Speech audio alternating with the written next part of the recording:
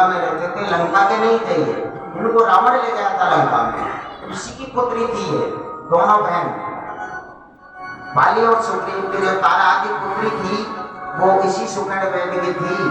तो बाली ने सुकेण वैद ने देखा कि बाली बड़ा बलशाली है, बरदानी है, इसमें 10,000 हाथियों का बल है और जो कोई इसके सन्मुख आता है उसका आधा बल इसमें आ जाता है।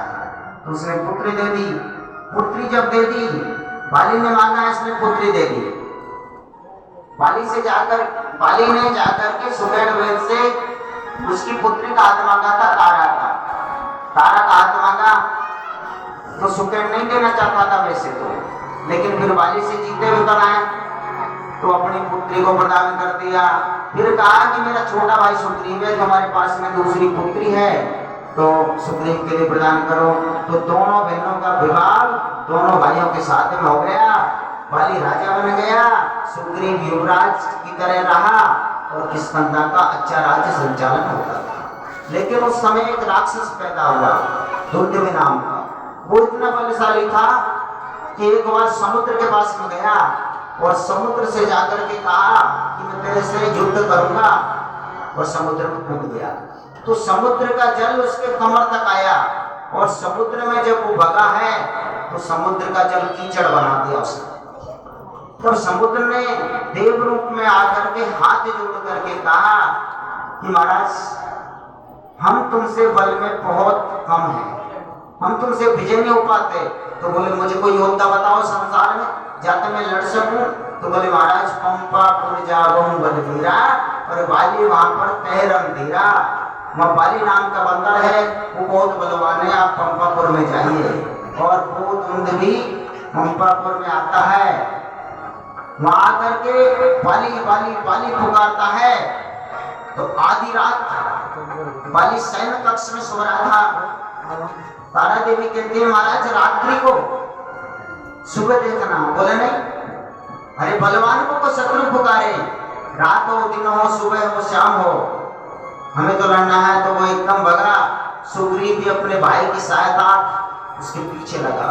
उस बाली के सामने जैसे वो आया तो उसका बल छीन हो गया, क्योंकि उसके सामने जो भी आता उसका आधा बल बाली में चला जाता।